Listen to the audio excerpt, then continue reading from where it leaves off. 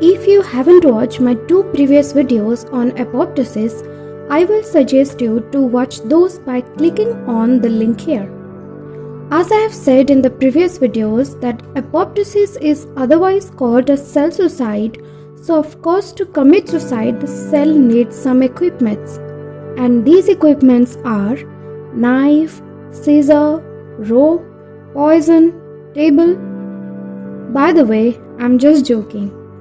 For a cell, the best equipments are his proteins, and our work is to just recognize those proteins and distinguish their individual functions. So here is the Caspasis, the mastermind behind cell suicide. If this is a complicated word to remind, then let me simplify it. So first of all, Caspases are proteases. That means it is a type of enzyme which cleave proteins. And if we divide the words, that is C plus ASP plus ASES, that means C represents the cysteine, ASP represents the aspartate, and ASES represents specific proteases. Then why this is called a cysteine asparatate specific protease? Because the enzyme contains a cysteine residue at its catalytic site. That means in Caspase enzyme, the cysteine amino acid play a critical role by present in such a position in the enzyme which cleaves the protein. And the enzyme particularly cleaves other proteins at its asparatate residues. Here there are some of examples so that you will understand better. So the Caspases generally cleave substrates at amino acid sequences like aspartate, then any amino acid, then again any amino acid, then aspartate, and then glycine. So the Caspase exactly cleave the peptide bond between the aspartate and the glycine, which is written as cleavage point. This is just one example, and there are many sequences like this which are cleaved by Caspases. So I hope now you have understood why Caspase is called as Caspase. And now let us know some other facts about Caspases. In most animal cells, Caspases are present in inactive form, and the inactive form of proteins are called as zymogens. So this is why after the presence of all the equipments, the cell need a particular stimuli to undergo apoptosis.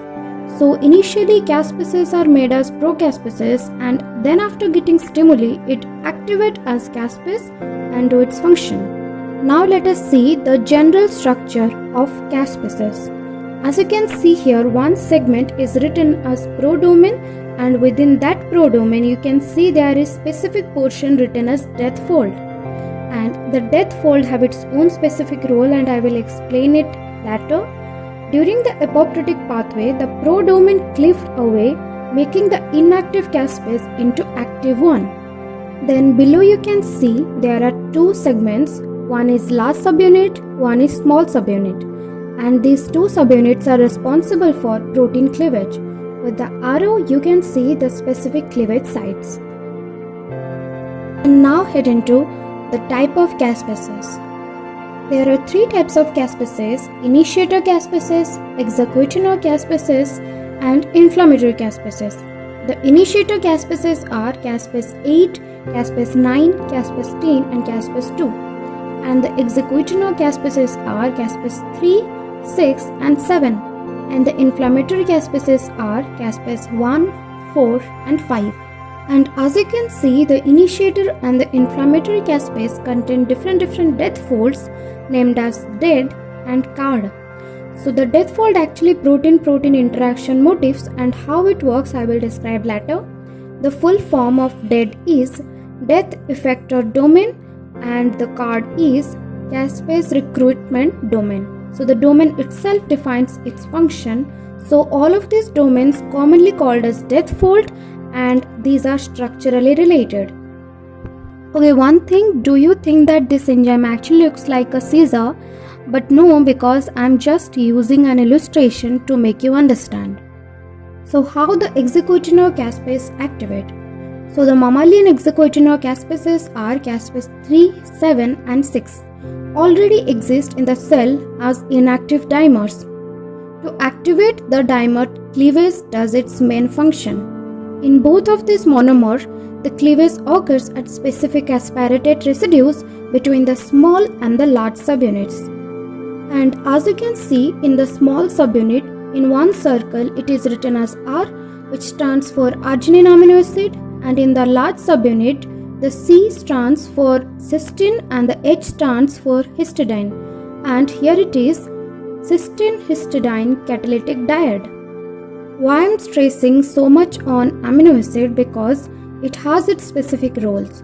The arginine amino acid is a specificity determining region and the cysteine histidine diode is the catalytic site.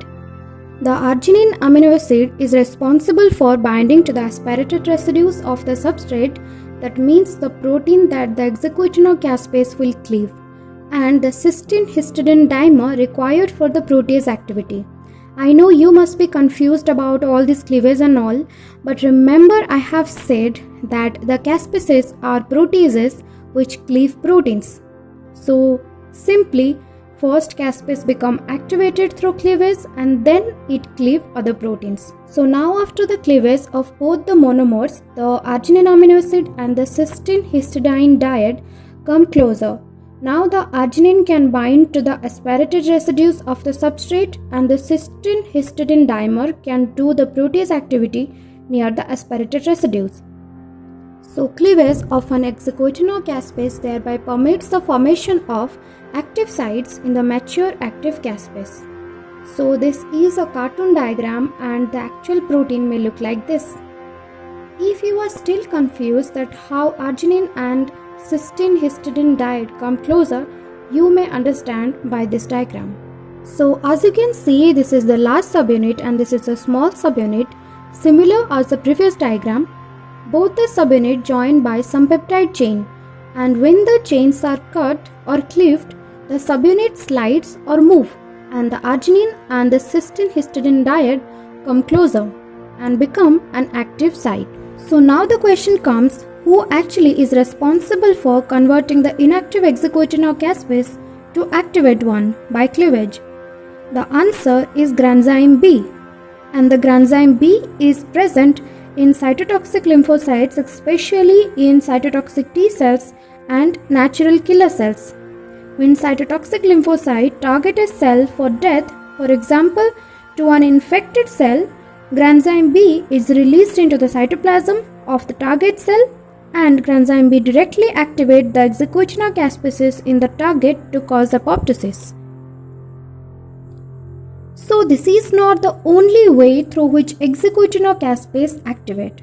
Sometimes the one hexaquatinocaspase can activate by another hexaquatinocaspase. For example, caspase 6 is activated during apoptosis through cleavage by active caspase 3 and 7. So here another question, how the caspase 3 and 7 will activate then?